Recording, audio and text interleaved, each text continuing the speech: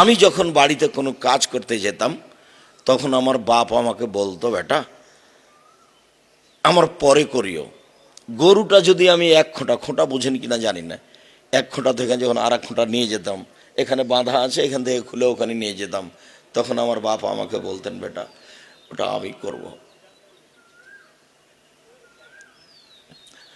তোমাকে যদি কোনো কাজ করে খেতে হয় তাহলে আমার পরে খাও।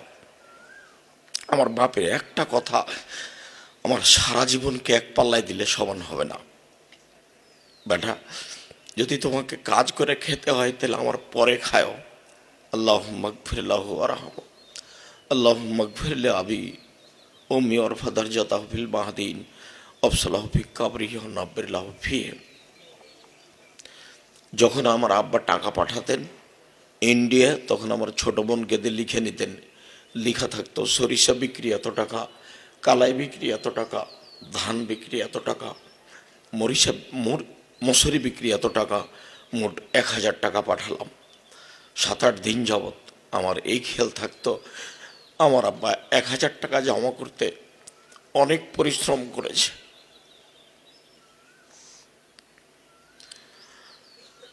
আর ওই ধান্দাটা আমার মাথায় লেগে থাকতো। আমি কোনোদিন ছাত্র জীবনে দোকানপাটে বসে, স্টলে বসে খেয়ে সময় কাটাইনি। ছাত্র জীবনে অনেক দিন অভ্যাস ছিল একদিন সিএম থাকা, একদিন এমনি থাকা। আমি মনে করতাম আমার বাপ তার নিজের উপার্জিত সম্পদ খুব কষ্ট করে উপার্জন করে ছেলেদেরকে পড়াশোনা করাতেন, এটা আমি খুব ভালোভাবে বুঝতে পারতাম। সম্মানিত দিনী ভাই বোন, যা উপার্জন করছেন এটা ছেলেমেয়ের পিছনে খরচ করার চেষ্টা করবেন। ছেলে মেয়ে যদি লেখাপড়া করে মানুষ হয়, ছেলে মেয়েকে যদি মানুষের মতো মানুষ করে রেখে যেতে পারেন, তাহলে পৃথিবীতে অনেক একটা বড় সম্পদ রেখে গেলেন।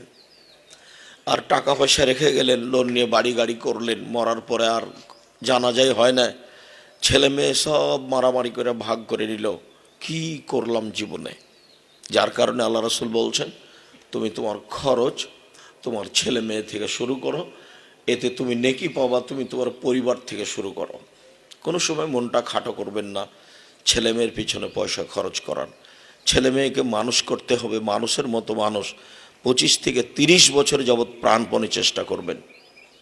25 থেকে 30 বছর যাবৎ চেষ্টা করার পরে ভাববেন যে কি হলো।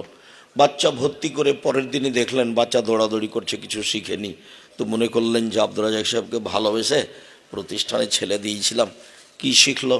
কিছুই শিখেনি।